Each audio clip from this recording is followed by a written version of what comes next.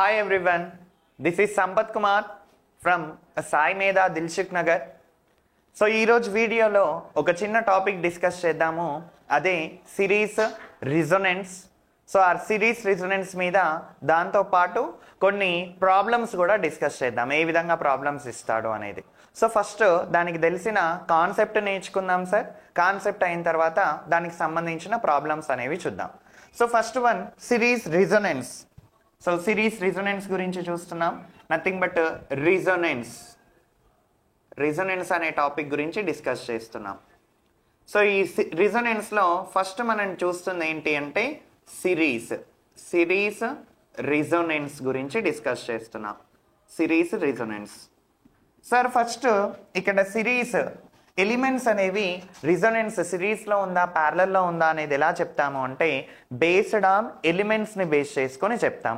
ఇక్కడ అన్నీ కూడా ఎలిమెంట్స్ ఎలా ఉన్నాయి సార్, సిరీస్లో ఉంది కాబట్టి మనం అన్ని ఎలిమెంట్స్ని ఈ విధంగా కనెక్షన్ చేయాలి అంటే సిరీస్లో కనెక్షన్ చేయాలి.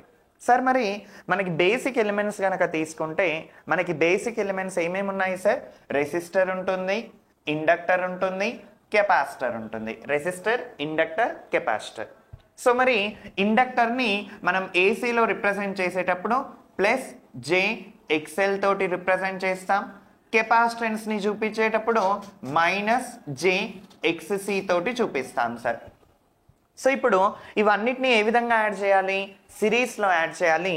So total impedance Z equal to, series రిజొనెన్స్లో total impedance Z equal to R plus J of remaining అన్నిటిని యాడ్ చేయండి. సో ఇక్కడ మనకి ఫస్ట్ ఎవరున్నారు sir, inductor plus J XL, capacitor వచ్చి minus J XC sir. So ఇప్పుడు impedance Z equal to R plus J గనక common తీస్తే XL minus XC sir. J గనక కామన్ తీస్తే ఎక్స్ఎల్ మైనస్ ఎక్స్సి అంటే ఇంపిడెన్స్ సర్క్యూట్ కనుక తీసుకుంటే జెడ్ ఈక్వల్ టు ఏమొచ్చింది sir, R plus J of XL minus XC అనేది వచ్చింది.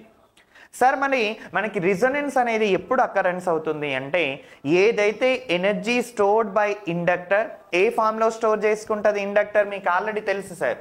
Inductor stores energy in the form of electromagnetic ఫామ్లో store చేసుకుంటుంది. Capacitor stored in the form of electrostatic ఫామ్లో store చేసుకుంటుంది. Energy stored inductor ఏ form sir, electromagnetic form. Capacitor వచ్చి electrostatic form. ఏవైతే energy stored by the inductor కానీ energy stored by capacitor కానీ ఎప్పుడైతే ఈ ఎనర్జీస్ని ఎక్స్చేంజ్ చేసుకుంటాయో ఎవరెవరి మధ్యలో, ఇండక్టర్ అండ్ కెపాసిటర్ మధ్యలో, బై చేంజింగ్ ద ఫ్రీక్వెన్సీ, అప్పుడు మనకి ఏమవుతుంది అంటే ఒక పర్టిక్యులర్ ఫ్రీక్వెన్సీ దగ్గర ఇట్ వన్ పర్టిక్యులర్ ఫ్రీక్వెన్సీ ఒక పర్టిక్యులర్ ఫ్రీక్వెన్సీ దగ్గర మనకి ఏమవుతుంది సార్ అంటే ఎక్స్ఎల్ అనేది దేనికి ఈక్వల్ అవుతుంది అంటే ఎక్స్సికి ఈక్వల్ అవుతుంది. So XL equal to XC అనేది అవుతుంది ఎటు, ఒక పర్టికులర్ ఫ్రీక్వెన్సీ దగ్గర. సార్ ఎప్పుడైతే ఎక్స్ఎల్ అనేది ఎక్స్సికి ఈక్వల్ అవుతుందో అప్పుడు ఈ వాల్యూ ఏమవుతుంది చెక్ చేయండి సార్. ఈ రెండు వాల్యూస్ అనేవి ఈక్వల్ అయినాయి, XL equal to XC. So అప్పుడు ఇంపిడెన్స్ అనేది జెడ్ ఈక్వల్ టు ఏమవుతుంది, ఓన్లీ ఫర్ రెసిస్టర్ మాత్రమే అవుతుంది. సో ఆ ఇంపిడెన్స్ అనేది మనకి ఏమవుతుంది అనేది మన మినిమం అవుతుందా లేదా మ్యాక్సిమం అయిందా అనేది ఒకసారి చెక్ చేద్దాం. For example impedance Z equal to 3 plus J4 ఉంది సార్. ఇంకొక impedance only Z equal to 3 మాత్రమే ఉంది అనుకుందాం. సో ఇక్కడ మీరు ఇంపిడెన్స్ని ఫైండ్ అవుట్ చేసేటప్పుడు ఏసీలో ఎప్పుడు కూడా మ్యాగ్నిట్యూడ్ని ఫైండ్ అవుట్ చేయాలి. సో మ్యాగ్నిట్యూడ్ ఆఫ్ ఇంపిడెన్స్ అంటే ఏమని రాస్తాము, square root of real part square plus imaginary part square. So ఇచ్చిన క్వశ్చన్లో రియల్ పార్ట్ ఏంటి, ఇమాజినరీ పార్ట్ ఏంటి. సో చూడండి సార్, ఏ దానికైతే జే అనే టర్మ్ లేదో దీన్నే మనం ఏమంటాము అంటే రియల్ పార్ట్ అంటాం. ఏ దానికైతే జే అనే టర్మ్ ఉందో దీన్నే మనం ఏమంటాము, ఇమాజినరీ పార్ట్ అంటున్నాం. సో ఇక్కడ కనుక రాసుకోండి sir. So square root of real part square అంటే 3 square plus imaginary part square అంటే 4 square. So square root of 9 plus 16 అంటే 25 ఎలా రాయొచ్చు, square root of 5 square. Square root cancel అయిపోతే సో ఇంపిడెన్స్ ఎంత వచ్చింది సార్, 5. బట్ ఎప్పుడైతే మీరు ఈ J4ని తీసేస్తారో అప్పుడు ఇంపిడెన్స్ ఎంత ఉంది సార్? 3 ఉంది. అంటే ఇంతకుముందు ఇంపిడెన్స్ 5 ఉండే, ఇప్పుడు ఇంపిడెన్స్ కాస్త ఏమైంది? 3 అయింది. అంటే ఇక్కడ కనుక చూసుకుంటే ఇంపిడెన్స్ ఇంతకుముందు మనకి హై ఇంపిడెన్స్ ఉండే, బట్ ఎప్పుడైతే XL = XC అయిందో ఇంపిడెన్స్ అనేది ఏమైంది సార్ అంటే ఇంపిడెన్స్ అనేది మినిమం అయింది.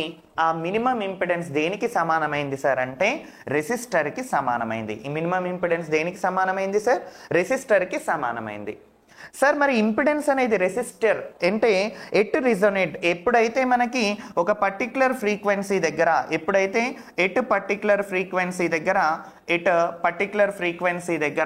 మనకి XL = XC అవుతుందో ఆ పర్టిక్యులర్ ఫ్రీక్వెన్సీని మనం ఏమంటాము అంటే which is nothing but resonating frequency అంటున్నాం. ఏం ఫ్రీక్వెన్సీ సార్? రిజోనేటింగ్ ఫ్రీక్వెన్సీ అంటున్నాం. Very very important sir. So resonating frequency దగ్గర వాడు ఏమడుగుతాడు అంటే రిజోనేటింగ్ ఫ్రీక్వెన్సీ దగ్గర ఎట్ రిజోనేటింగ్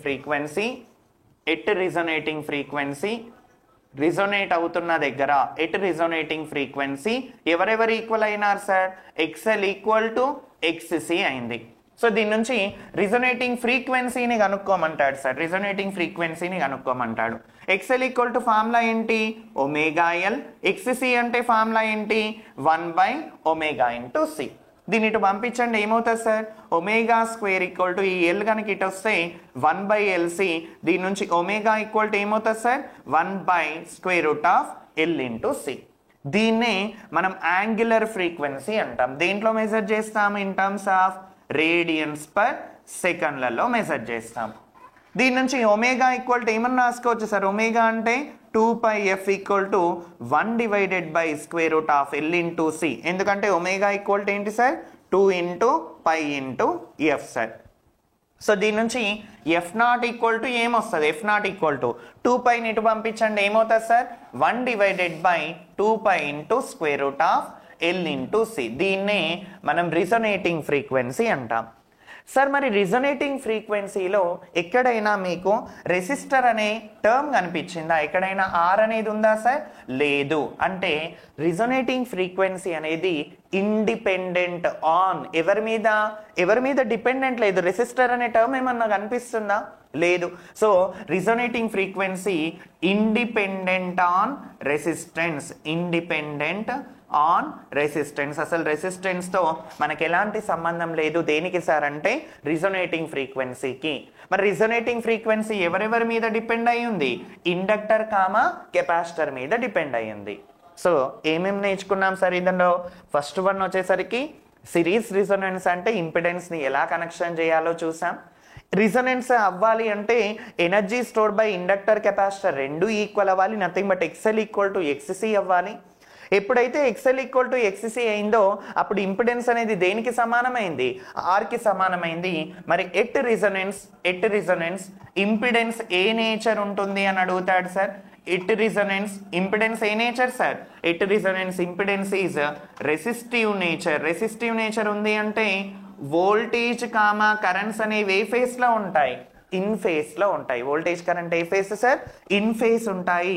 ఇన్ ఫేస్ అంటే వాటి మధ్యలో యాంగిల్ ఎంత ఉంటుంది సార్? ఫేస్ యాంగిల్ ఎంత ఉంటుంది? 0 degrees ఉంటుంది. మరి ఫేస్ యాంగిల్ 0 అయితే పవర్ ఫ్యాక్టర్ ఎంత ఉంటుంది sir? cos 0 is nothing but unity power factor. So power factor వచ్చేసరికి యూనిటీ పవర్ ఫ్యాక్టర్. సో ఇది చాలా సార్లు అడుగుతున్న question sir. At resonance power factor ఏంటి? Unity power factor. సో మరి దీని నుంచి కొన్ని ఇంపార్టెంట్ పాయింట్స్ ఏమేమి ఉన్నాయో ఒకసారి రాసుకుందాం సార్. ఇదంతా తీసేసి సో ఏమేమి పాయింట్స్ రాసుకున్నాము? ఫస్ట్ యాంగులర్ ఫ్రీక్వెన్సీకి ఫార్ములా రాసుకోండి. యాంగులర్ ఫ్రీక్వెన్సీ ఒమేగా = ఏమొచ్చింది సార్? 1/√L × C. ఎందులో మెజర్ చేసాము? రేడియన్స్ పర్ సెకండ్లలో. అదే రిజోనేటింగ్ ఫ్రీక్వెన్సీ F0 = ఫార్ములా ఏంటి sir? 1/2π √L × C. In terms of ఎందులో మెజర్ చేస్తాం? హెడ్జ్లలో మెజర్ చేస్తాం. సో మరి ఇక్కడ ఇంకా ఏం క్వశ్చన్ అడగడానికి ఛాన్స్ ఉంది అంటే మరి సిరీస్ రిజోనెన్స్కి ఇంకా ఏమన్నా నేమ్స్ ఉన్నాయంటే సిరీస్ రిజోనెన్స్ని ఇంకొక పేరుతో కూడా పిలుస్తాం. దీన్ని యాక్సెప్టార్ సర్క్యూట్ అంటాం. ఎందుకు యాక్సెప్టార్ సర్క్యూట్ అంటున్నాం అనేది ఇప్పుడు డిస్కస్ చేద్దాం సార్. సో మనకి నార్మల్గా V equal to I into R అని రాస్తాం ఇక్కడ DC అనాలిసిస్లో. అదే AC అనాలిసిస్లో రాసేటప్పుడు V equal to I into Z అని రాస్తాం. అంతే కదా సార్, I ఇంటూ Z. మరి దీని నుంచి కరెంట్ I ఈక్వల్ టు నేను ఏమని రాయొచ్చు, V డివైడెడ్ బై Z. మరి రిజొనెన్స్ అయినప్పుడు ఇంపిడెన్స్ అనేది మనకి తగ్గిందా పెరిగిందా? తగ్గింది అంటే మినిమం అయిందా మ్యాక్సిమం అయిందా? మినిమం అయింది. కాబట్టి ఇది కరెంట్ని ఇంక్రీజ్ చేస్తుంది అంటే యాక్సెప్ట్ చేస్తుంది. కాబట్టి అందుకే దీన్ని ఏం సర్క్యూట్ అన్నాము అంటే యాక్సెప్టార్ సర్క్యూట్ అంటున్నాం సార్. ఏం సర్క్యూట్ అంటున్నాం? యాక్సెప్టార్ సర్క్యూట్ అంటున్నాం. ఇది మనం నేర్చుకోవాల్సిన చిన్న కాన్సెప్ట్. సో దీని మీద ఇంకా ఉన్నాయి, బట్ ఇప్పుడు మనం ప్రాబ్లమ్స్ చేయడానికి కావాల్సిన కాన్సెప్ట్ అనేది దీంతో సరిపోతుంది. దీంతో పాటు థియరిటికల్గా కొన్ని క్వశ్చన్స్ అడుగుతారు. ఆ క్వశ్చన్స్ ఏంటో చూద్దాం సార్. నేను ఇక్కడ ఫ్రీక్వెన్సీ తీసుకుంటున్నాను సార్. ఇక్కడ వచ్చేసరికి ఇంపిడెన్స్ వర్సెస్ ఫ్రీక్వెన్సీ. సో ఏ ఫ్రీక్వెన్సీ మనము ఇక్కడ XL ఈక్వల్ టు దేనికి సమానమైంది? XCకి. సార్ ఎప్పుడైతే మనకి XL ఈక్వల్ టు XC అయిందో, XL ఈక్వల్ టు XC అయినప్పుడు ఇంపిడెన్స్ ఏమైంది? తగ్గిందా పెరిగిందా? తగ్గింది సార్. సో తగ్గింది కాబట్టి ఇంపిడెన్స్ అనేది ఏమైంది అంటే మినిమం అయింది సార్. ఆ మినిమం ఇంపిడెన్స్ అనేది దేనికి సమానమైంది అంటే Z minimum is equal to దేనికి సమానమైంది సార్? Rకి సమానమైంది. సో మరి XL ఈక్వల్ టు XC అయినప్పుడు అది ఏ నేచర్ ఉంది? రెసిస్టివ్ నేచర్ అంటే ఇక్కడ ఉండాల్సిన పవర్ ఫ్యాక్టర్ ఏం power factor? Unity power factor sir. సరే, ఇక్కడ క్వశ్చన్ ఏమంటాడు అంటే ఇది రిజొనేటింగ్ ఫ్రీక్వెన్సీ కదా, F0 కదా ఇది. XL ఈక్వల్ టు XC అంటే రిజొనేటింగ్ ఫ్రీక్వెన్సీయే కదా. సో వాడి క్వశ్చన్ ఏమంటాడు అంటే ఎబో రిజొనేటింగ్ ఫ్రీక్వెన్సీ ఏ నేచర్ ఉంటుంది, బిలో రిజొనేటింగ్ ఫ్రీక్వెన్సీ ఏ నేచర్ ఉంటుంది అని క్వశ్చన్ అడుగుతాడు. చాలాసార్లు అడుగుతున్న question sir. Above resonating frequency కనుక తీసుకుంటే మరి ఎబో రిజొనేటింగ్ ఫ్రీక్వెన్సీలో మనం ఫ్రీక్వెన్సీని ఏం చేస్తున్నాం సార్? ఇంక్రీజ్ చేస్తున్నాం. ఎప్పుడైతే మీరు ఫ్రీక్వెన్సీని ఇంక్రీజ్ చేస్తారో మనం XL XC కనుక తీసుకుంటే మనం ఇంతకుముందు ఫార్ములా చూసాం సార్. ఏం ఫార్ములా చూసాం చూడండి. XL ఈక్వల్ టు ఇక్కడ ఏమన్నా రాసుకున్నాం సార్ ఇంతకుముందు రిజొనేటింగ్ ఫ్రీక్వెన్సీలో. XL equal to omega L అని, ఒమేగా L అంటే 2πf ఇంటూ L అని, XC అంటే 1/ωc అని, 1/ωc అంటే 1/2πf ఇంటూ C. అంటే దీని నుంచి మనకి ఏం రిలేషన్ వచ్చింది సార్ అంటే ఇండక్టివ్ రియాక్టెన్స్కి ఫ్రీక్వెన్సీకి రిలేషన్ ఏంటి, అదేవిధంగా కెపాసిటివ్ రియాక్టెన్సీకి ఫ్రీక్వెన్సీకి రిలేషన్ ఏంటి? ఏముంది సార్? ఇండక్టివ్ రియాక్టెన్స్ అనేది డైరెక్ట్లీ ప్రపోర్షనల్ టు ఫ్రీక్వెన్సీ అయితే కెపాసిటివ్ రియాక్టెన్స్ అనేది inversely proportional to frequency. So ఇప్పుడు ఇక్కడ కాన్సెప్ట్కి రండి సార్. ఏమన్నాము? ఇక్కడ ఎబో రిజొనేటింగ్ ఫ్రీక్వెన్సీ ఇది మీరు 0 గనక తీసుకుంటే ఇటు సైడ్ వస్తున్నారు అంటే ఫ్రీక్వెన్సీ పెరుగుతుందా తగ్గుతుందా? Frequency increases. సో ఇటు సైడ్ వస్తున్నారు అంటే కంప్లీట్గా ఫ్రీక్వెన్సీ ఏమవుతుంది? పెరుగుతుంది. మరి ఫ్రీక్వెన్సీ గనక పెరిగితే ఎవరు పెరుగుతారో చూడండి. ఇది డైరెక్ట్లీ ప్రపోర్షనల్ కదా సార్. డైరెక్ట్లీ ప్రపోర్షనల్ అంటే ఫ్రీక్వెన్సీ పెరిగితే XL ఏమవుతుంది? ఇంక్రీజ్ అవుతుంది. సో ఫ్రీక్వెన్సీ పెరిగితే ఇక్కడ మనకి ఏమవుతుంది సార్ అంటే ఇక్కడ కనుక ఒకసారి చూడండి ఏమేమి రాస్తున్నామో ఒకసారి చూడండి సార్. ఈ ఫ్రీక్వెన్సీ ఇంక్రీజెస్, XL ఏమవుతుంది, అదేవిధంగా XC ఏమవుతుందో చూద్దాం. ఇఫ్ ఫ్రీక్వెన్సీ ఇంక్రీజెస్ XL అనేది ఏమవుతుంది సార్? ఇంక్రీజెస్. ఎందుకంటే వీళ్ళిద్దరు ఎలా ప్రపోర్షనల్ అయి ఉన్నారు? Directly proportional. మరి XCకి ఫ్రీక్వెన్సీకి చూడండి. XC equal to 1/f. ఎందుకంటే ఇది కూడా చూడండి 1/f. ఇక్కడ ఫ్రీక్వెన్సీని పెంచినారనుకోండి XC ఏమవుతుంది? తగ్గిపోతుంది. అంటే దాన్ని బట్టి తీసుకుంటే ఎబో రిజొనేటింగ్ ఫ్రీక్వెన్సీ మనకి XL అనేది ఎక్కువ ఉంటుంది. ఎవరితో కంపేర్ చేస్తే అంటే XC తోటి. చూడండి XL పెరుగుతుంది, XC తగ్గుతుంది. అందుకు ఇక్కడ ఇది సార్. అంటే ఇక్కడ మరి ఎవరు ఎక్కున్నారు? ఇండక్టివ్ నేచర్ ఎక్కువ ఉంది కాబట్టి ఎబో రిజొనేటింగ్ ఫ్రీక్వెన్సీ ఏ నేచర్ సార్ అంటే ఇండక్టివ్ నేచర్. మరి బిలో రిజొనేటింగ్ ఫ్రీక్వెన్సీ తగ్గించినారనుకోండి, ఫ్రీక్వెన్సీ తగ్గించి చూడండి ఏమవుతుందో. ఫ్రీక్వెన్సీ కనుక తగ్గిస్తే XL తగ్గుతుంది, బట్ ఫ్రీక్వెన్సీ కనుక తగ్గిస్తే XC పెరుగుతుంది. అంటే ఇటు సైడ్ ఏం నేచర్ ఉంటుంది అంటే XC ఎక్కువ ఉంటుంది XLతో కంపేర్ చేస్తే. అందుకే ఇక్కడ నేచర్ వచ్చేసరికి ఏం నేచర్ సార్ అంటే కెపాసిటివ్ నేచర్. ఇది థియరిటికల్గా వాడు క్వశ్చన్ అడగాలి అనుకుంటే ఏమని అడుగుతాడు సార్? ఎగ్జాక్ట్లీ ఎట్ రిజొనేటింగ్ ఫ్రీక్వెన్సీ దగ్గర ఏ నేచర్ ఉంది రిజొనేటింగ్? XL = XC అయితే ఇది దేనికి సమానమైంది? Rకి సమానమైంది, pure unity power factor. Next second question, above resonating frequency ఏ నేచర్ ఉంటుంది? ఏ నేచర్ ఉంది? Inductive nature. Below resonating frequency ఏ నేచర్ ఉంటుంది? Capacitive nature. దీంతో పాటు రిజొనేటింగ్ ఫ్రీక్వెన్సీ యొక్క ఫార్ములా ఏంటి? F0 = 1/2π × L × C in terms of hedge. Series resonance ని ఇంకొక పేరేంటి? Acceptor circuit. ఎందుకంటే ఇంపిడెన్స్ ఏమైంది? తగ్గింది. కరెంట్ అనేది ఏమైంది? ఇంక్రీజ్ అయింది. సో మరి దీని మీద మనకి క్వశ్చన్స్ ఏ విధంగా అడుగుతారు అనేది ఇక్కడ చూడండి sir. First type of question ఏమన్నారో చూడండి. ఏ సర్క్యూట్ విత్ ఏ RLC, ఆ సర్క్యూట్లో RLC ఉన్నాయంట. మీరు చెక్ చేయాల్సింది ఏంటి అంటే వాడు అడుగుతున్న క్వశ్చన్ సిరీసా మన ప్యారలల్ అనేది చెక్ చేయాలి. మనం ప్యారలల్ అనేది నెక్స్ట్ వీడియోలో డిస్కస్ చేద్దాం. ఇప్పుడు సిరీస్ గురించి చదువుతున్నాం. So they are at resonating at F = F0 దగ్గర రిజొనేటింగ్ ఉన్నాయంట. రిజొనేటింగ్ ఉన్నాయంటే రిజొనేటింగ్ ఫ్రీక్వెన్సీ ఫార్ములా ఏంటి sir? F0 = 1/2π × L × C. Next question read చేయండి. If all values are doubled, అన్ని కూడా డబుల్డ్ అయినాయి, న్యూ రిజొనేటింగ్ ఫ్రీక్వెన్సీ ఎంత అని క్వశ్చన్ అడిగాడు. సార్ మరి ఇక్కడ అన్ని వాల్యూస్ డబుల్ అంటే రెసిస్టర్ ఇంతకుముందు R ఉండే, ఇప్పుడు ఏమైంది? 2R అయింది. ఇండక్టర్ L ఉండే, ఇప్పుడు ఏమైంది? 2L అయింది. కెపాసిటెన్స్ C ఉండే, ఇప్పుడు ఏమైంది? 2C అయింది. బట్ రిజొనేటింగ్ ఫ్రీక్వెన్సీకి రెసిస్టర్కి ఏమన్నా సంబంధం ఉందా సార్? ఈ టైప్ ఆఫ్ క్వశ్చన్ కూడా అడుగుతారు మనల్ని కన్ఫ్యూజ్ చేయడానికి. ఏమన్నా సంబంధం ఉందా? It is only depends on ఎవరెవరి మీద? ఇండక్టర్ కెపాసిటర్ మీద. రెసిస్టెన్స్తో ఏమన్నా రిలేషన్ ఉందా సార్? లేదు. అంటే మనం ఎవరిని మాత్రమే చూసుకోవాలి? ఇండక్టర్ కెపాసిటర్ది మాత్రమే చూడాలి. సో ఇప్పుడు అందులో సబ్స్టిట్యూట్ చేయండి సార్. F0 = 1/2π × ఇండక్టర్ ఏమైంది సార్? డబుల్ అంటే L ఉన్న ప్లేస్లో ఎంత రాయాలి? 2L ఇంటూ కెపాసిటెన్స్ ఏమైంది సార్? డబుల్ అంటే ఇక్కడ ఏం రాయాలి? 2C రాయాలి సార్.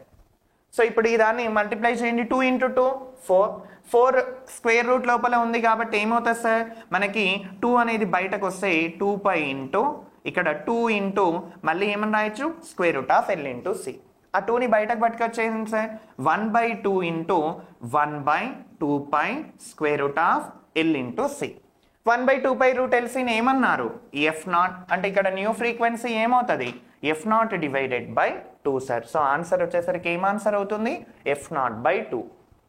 ఇక్కడ మీ క్వశ్చన్ ఏమంటాడంటే ఒక్కొక్కసారి ఓన్లీ ఇక్కడ అన్ని వాల్యూస్ ఇచ్చే బదులు ఓన్లీ రెసిస్టర్ డబుల్ అంటాడు. మరి దానికి ఆన్సర్ ఏమవుతుంది? If only resistor is doubled inductor and capacitance same values. ఇదే క్వశ్చన్ని ఈ విధంగా అడిగాడు సార్. మరి ఇప్పుడు దీనికి ఆన్సర్ ఏమవుతుంది చెప్పండి సార్ తొందరగా.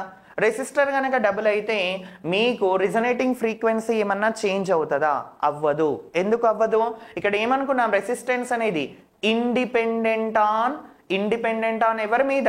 రిజొనేటింగ్ ఫ్రీక్వెన్సీ. ఇండిపెండెంట్ ఆన్ రెసిస్టెన్స్ అసలు మనకి ఇక్కడ రెసిస్టెన్స్ అనే టర్మే లేదు కాబట్టి మీరు డబుల్ చేసుకోండి, ట్రిపుల్ చేసుకోండి, ఏం చేసుకున్నా F0లో చేంజ్ ఉండదు. మళ్ళీ ఆన్సర్ ఏమొస్తుంది? F0 మాత్రమే వస్తుంది. సో ఈ టైప్ ఆఫ్ క్వశ్చన్స్ అడుగుతాడు సార్. మళ్ళీ ఇక్కడ ఇదే క్వశ్చన్ని ఇంకొక వేలో కూడా అడగచ్చు. ఈ ఆన్సర్ చెప్పండి. If inductor is doubled next capacitance is halved find the resonating frequency. కొత్త రిజొనేటింగ్ ఫ్రీక్వెన్సీ ఏంటి అని అడుగుతాడు. చెక్ చేయండి సార్ ఏమవుతుందో ఒకసారి చెప్పండి. ఇండక్టర్ డబుల్ అయిందంట, కెపాసిటెన్స్ హాఫ్ అయిందంట. ఏ ఫార్ములాలో సబ్స్టిట్యూట్ చేయాలి? F0 = 1/2π √L × C. చేయండి సార్ ఒకసారి. That implies 1/2π. ఇండక్టర్ ఏమైంది? డబుల్ అంటే ఇక్కడ L ఉన్న ప్లేస్లో 2L, కెపాసిటెన్స్ హాఫ్ అయింది, C ఉన్న ప్లేస్లో హాఫ్ C/2. C 2 cancel. మళ్ళీ ఏమొస్తుంది సార్? 2π √L × C. ఏమైనా చేంజ్ అయిందా? No change. అంటే ఇక్కడ 3 టైప్ ఆఫ్ ప్రాబ్లమ్స్ చూసాము. ఫస్ట్ మోడల్ ఏమో అన్ని వాల్యూస్ డబుల్ అయినప్పుడు, సెకండ్ క్వశ్చన్ ఏమో రెసిస్టర్ డబుల్ అయినప్పుడు, థర్డ్ క్వశ్చన్ ఏమో ఒకటి డబుల్ అయి ఒకటి హాఫ్ అయినప్పుడు. సో ఈ టైప్ ఆఫ్ క్వశ్చన్స్ మనకి ఫస్ట్ మోడల్లో అడగడానికి ఛాన్స్ ఉన్న క్వశ్చన్. నెక్స్ట్ సెకండ్ క్వశ్చన్ చూద్దాం సార్. ఇది ఏసీ ఫండమెంటల్స్లో మనకి ఎక్కువ సార్లు అడుగుతున్న క్వశ్చన్. ఫస్ట్ ఈ క్వశ్చన్కి డిఫరెన్స్ ఏంటో చెప్పండి. ఈ క్వశ్చన్కి డిఫరెంట్ ఏంటో చెప్పండి. సార్ ఏంటి సార్, ఇక్కడ డైరెక్ట్గా మనకేమో ఉన్న ఎలిమెంట్స్ అనేవి ఏమి ఇచ్చినాడు అంటే రెసిస్టర్స్ ఇచ్చినాడు. ఎప్పుడైతే మనకి రెసిస్టర్స్ ఇస్తారో మనం వోల్టేజ్ని ఏం చేయొచ్చు అంటే source voltage nothing but KVL loop అన్న అప్లై చేయండి, లేదా source voltage equal to sum of the voltages across that resistance చేసిన ఆన్సర్ వస్తుంది. అంటే source voltage VS equal to 3 + 4 nothing but answer ఏమవుతుంది సార్ 7 volts అనేది అవుతుంది. 7 volts అనేది అవుతుంది. బట్ ఇక్కడ చూడండి, ఇక్కడ కనుక మీరు అలా చేశారు అనుకోండి 10 + 3 13, 13 + 6 19. ఏ ఆప్షన్లోనే ఉంటుంది సార్, ఫస్ట్ ఆప్షన్లోనే 19 volts అనేది ఉంటుంది. But it is a wrong answer sir. ఎందుకు దీన్ని రాంగ్ ఆన్సర్ అంటున్నాను అంటే సార్ ఇంతకు ముందు కేసులోనేమో మీకు ఇచ్చిన సర్క్యూట్స్లో అన్ని సర్క్యూట్స్ ఏంటి సార్ అంటే రెసిస్టర్స్ ఉన్నాయి. బట్ ఇక్కడ చూడండి, ఇక్కడ రెసిస్టర్ ఉందా, రెసిస్టర్తో పాటు మనకి ఇండక్టర్ ఉంది, కెపాసిటర్ ఉంది. సార్ ఎప్పుడైతే రెసిస్టర్తో పాటు ఇండక్టర్ కెపాసిటర్స్ ఉన్నప్పుడు మనం విఎస్ ఈక్వల్ టు ఫార్ములా ఏం యూజ్ చేస్తాము అంటే √VR² plus VL minus VC whole square చేయాలి. సో దీన్ని చూడండి సార్, √, వోల్టేజ్ అక్రాస్ రెసిస్టర్ ఎంత ఉంది 3 అంటే 3² plus voltage across inductor 10 minus voltage across capacitor 6² that implies √3² plus 3² plus 10 minus 6 అంటే 4 అంటే 4². సో ఎంత అవుతుంది sir √9 plus 16 25 is nothing but answer ఏమవుతుంది 5 volts. సో సోర్స్ వోల్టేజ్ వచ్చేసరికి ఆన్సర్ ఎంత సార్ అంటే 5 volts. నెక్స్ట్ క్వశ్చన్ చూడండి సార్, సేమ్ మోడల్ క్వశ్చన్. ఇది ట్రై చేసేయండి. ఏంటి ఆన్సర్ తొందరగా చేసేయాలి సార్. ఆన్సర్ ఏమొస్తుంది చూడండి, వోల్టేజ్ అక్రాస్ రెసిస్టర్ ఇచ్చాడు, ఇండక్టర్ ఇచ్చాడు, కెపాసిటర్ ఇచ్చాడు. So source voltage VS equal to formula √VR² plus VL minus VC whole square nothing but answer ఎంత వస్తుంది, దీనిది కూడా 5 volts అనేది వస్తుంది. నెక్స్ట్ ఈ క్వశ్చన్ చూడండి sir, find the value of కరెంట్ని కనుక్కోమన్నాడు. ఇలా క్వశ్చన్ ఇవ్వగానే చాలామంది ఓ ఇంత పెద్ద క్వశ్చన్ ఉందిగా వదిలేసేద్దామా అని అనుకుంటారు. But it is a easy problem, nothing but bridge circuit problem sir. Check చేయండి సార్, ఇక్కడ 3 దీనికి ఆపోజిట్ ఎంత ఉంది సార్ 2 అంటే ఫస్ట్ ఆపోజిట్ ఆర్మ్స్ని మల్టిప్లై చేయండి. 3 × 2 ఈక్వల్ టు ఇక్కడ 3 ఇక్కడ 2 ఇక్కడ కూడా 3 × 2 బ్రిడ్జ్ బ్యాలెన్స్ అయింది. ఎప్పుడైతే మనకి బ్రిడ్జ్ బ్యాలెన్స్ అవుతుందో ఆ మధ్యలో ఉన్న రెసిస్టెన్స్ని ఏం చేస్తాము అంటే ఎలిమినేషన్ చేస్తాం. ఈ మధ్యలో రెసిస్టెన్స్ ఉంది కదా సార్, ఈ మధ్యలో ఉన్న రెసిస్టెన్స్ని ఎలిమినేషన్ చేసేయండి. మధ్యలో ఉన్న రెసిస్టెన్స్ని ఎలిమినేషన్ చేయండి. నెక్స్ట్ ఇప్పుడు ఇక్కడ చూడండి 6 ఉంది, ఇక్కడ 3 ఉంది, దీనికి ఆపోజిట్ 6 × 3 ఈక్వల్ టు ఇక్కడ చూడండి 6 ఇక్కడ 3 6 × 3 రెండు ఈక్వల్ అయినాయా సార్? మరి ఈక్వల్ అయినప్పుడు ఎవరిని తీసేయాలి, మధ్యలో ఉన్న దాన్ని తీసేయాలి సార్. ఈ మధ్యలో ఉన్న దాన్ని రిమూవ్ చేసేయండి, మధ్యలో ఉన్న దాన్ని రిమూవ్ చేసేయండి. ఇప్పుడు ఇంకా మొత్తం సర్క్యూట్ని చేంజ్ చేసేసుకోండి సార్. ఇప్పుడు ఈ 2 ohm ఎలా ఉన్నాయి, మనకి కరెంట్ సేమ్ ఉన్నాయా, డిఫరెంట్ ఉన్నాయా, ప్యారలల్ ఉన్నాయా, సిరీస్ ఉన్నాయా చెక్ చేయాలి అంటే ఇందులో కరెంట్ పంపించండి. ఇక్కడికి వచ్చిన తర్వాత కరెంట్ I అనేది ఎన్ని వేస్గా డివైడ్ అవుతుంది, 3 వేస్గా డివైడ్ అవుతుంది. I1 అని, I2 అని, I3 అని, ఈ విధంగా 3 టైప్స్గా డివైడ్ అయింది. ఈ I1 అనే కరెంట్ ఇలా ఫ్లో అవుతుంది సార్, మళ్ళీ I1 అనే కరెంట్ ఇలానే వస్తుంది.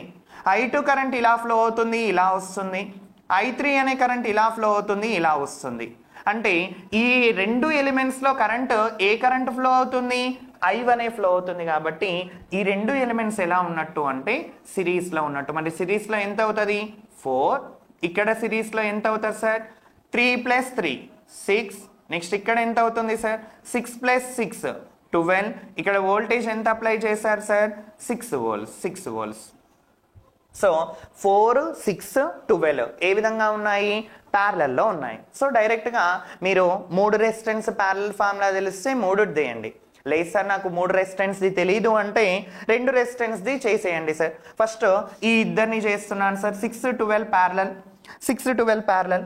లేదు సార్ నేను ప్యారలల్ రెసిస్టెన్స్ చేయను డైరెక్ట్గా చేస్తాను అన్నా నాకు కావాల్సింది టోటల్ కరెంటే కాబట్టి మీరు 3 వేస్లో చేయొచ్చు. చూడండి ఇప్పుడు అదే క్వశ్చన్ని ఎన్ని వేస్లో చేయొచ్చో ఒకసారి చెక్ చేద్దాం సార్. ఎన్ని వేస్లో చేయొచ్చో ఒకసారి చెక్ చేద్దాం. సో చెక్ చేయండి సార్. ఫస్ట్ మెథడ్ వచ్చేసరికి సార్ 3 ప్యారలల్లో ఉన్నాయి సార్. ప్యారలల్ వచ్చేసరికి 4 ohms, ఇక్కడ వచ్చేసరికి 6 ohms, ఇక్కడ వచ్చేసరికి 12 ohms. ఇక్కడ మనం వోల్టేజ్ ఎంత అప్లై చేస్తున్నాము అంటే అప్లై చేసే వోల్టేజ్ వచ్చేసరికి 6 volts. మరి ప్యారలల్లో ఏం సేమ్ ఉంటుంది? ప్యారలల్లో అనేది ఏం సేమ్ ఉంటుంది? కరెంట్ సేమ్, ప్యారలల్లో వోల్టేజ్ సేమ్ ఉంటుంది. సో ఇదే 6 volts అనేది ఇక్కడ అప్లై చేస్తాము, ఇక్కడ అప్లై చేస్తాము, ఇక్కడ అప్లై చేస్తాము. సో ఇందులో మరి నాకు వోల్టేజ్ తెలుసు, రెసిస్టర్ తెలుసు. కరెంట్ ఎంత వస్తుంది? 6/4. ఇక్కడ కరెంట్ ఎంత వస్తుంది? 1 ampere. ఇక్కడ కరెంట్ ఎంత వస్తుంది? 6/12 అంటే 0.5. ఈ 3 కరెంట్స్ని యాడ్ చేసినా మీకు ఆన్సర్ అనేది వస్తుంది. 6/4 అంటే 2 3s 3 2s 1.5, ఇటు సైడ్ పోయేది 1.5, 2.5 3 అంటే total current equal to I equal to sum of entering currents equal to ఏం తీసుకోవాలి? Some of living. ఇక్కడ ఎంత కరెంటు బయటకు పోతున్నాయన్ని 1.5 ఒకటి, 1 ఒకటి, 0.5 ఒకటి. So total current equal to ఎంత అవుతుంది సార్? 3 amperes. నథింగ్ బట్ దీన్ని ఏం అప్లై చేసినాను అంటే కిర్చాఫ్ కరెంట్ లాని అప్లై చేశాను. Some of entering currents equal to sum of the living current. లేదు సార్ నేను నార్మల్ మెథడ్లో చేస్తాను అంటే నార్మల్ మెథడ్ చూడండి. నార్మల్ మెథడ్ ఏంటి? ఫస్ట్ ఈ 3ని రెసిస్టెన్స్ సింగిల్ రెసిస్టెన్స్గా చేంజ్ చేయండి. సో 6 12 ప్యారలల్లో ఉన్నాయి. ఏమవుతుంది? 6 × 12/6 + 12 6 + 12. So 6 × 12/18. 6 1s 6 3s 3 1s 3 4s. అంటే వీళ్ళిద్దరిది చేస్తే రెసిస్టెన్స్ ఎంత వచ్చింది సార్? 4 ohms. సో ఇక్కడ 4 ohms. నెక్స్ట్ పైన ఒక రెసిస్టెన్స్ని వదిలేసినాం ఇంతకుముందు ఎంత సార్? 4 ohms. వీళ్ళిద్దరు ప్యారలల్లో ఉన్నారు. ఎవరికి ప్యారలల్లో ఉన్నారు? 6 voltsకి ప్యారలల్లో ఉంది. ఎప్పుడైతే సేమ్ రెసిస్టెన్సెస్ కనుక ప్యారలల్లో ఉంటాయో direct R equivalent resistance direct formula ఏంటి? R divided by number of parallel branches ఎన్ని ఉన్నాయి? 2 అంటే 4 డివైడెడ్ బై 2 నథింగ్ బట్ ఎంత సార్? రెసిస్టెన్స్ 2. సో ఇక్కడ టోటల్ రెసిస్టెన్స్ 2 ohms అంటే 4 4 ప్యారలల్ చేయండి. మీకు అది రాకపోతే నార్మల్ మెథడ్లో చేయండి. 4 × 4/4 + 4 8 4 1s 4 2s 2 1s 2 2s అంటే రెసిస్టెన్స్ ఎంత సార్? 2 ohms. ఎక్కడ కనెక్ట్ అయ్యి ఉంది? 6 voltsకి. సో వోల్టేజ్ తెలుసు, టోటల్ రెసిస్టెన్స్ తెలుసు. Current I equal to formula 6 divided by 2 nothing but 3 ampere. So మీరు ఆ మెథడ్ ఫాలో అవుతా అంటే ఆ మెథడ్ ఫాలో అవ్వండి. లేదు సార్ నాకు ఈ మెథడ్ ఈజీ, ప్యారలల్లో వోల్టేజ్ సేమ్ ఉంటుంది, ఈ మెథడ్ ఫాలో అవుతాను అంటే ఈ మెథడ్ ఫాలో అవ్వండి సార్. ఇది మనకి నెట్వర్క్స్ జస్ట్ సిరీస్ రెజొనెన్స్లో మనం ఈరోజు చిన్న టాపిక్ అనేది డిస్కస్ చేసాం. సో అడ్మిషన్స్ అనేవి సాయి మీద దిల్సుఖ్ నగర్లో జరుగుతున్నాయి సార్. మీకు ఏం ఇన్ఫర్మేషన్ కావాలన్నా 9494941234 అనే నెంబర్కి కాంటాక్ట్ అవ్వండి. Thank you all.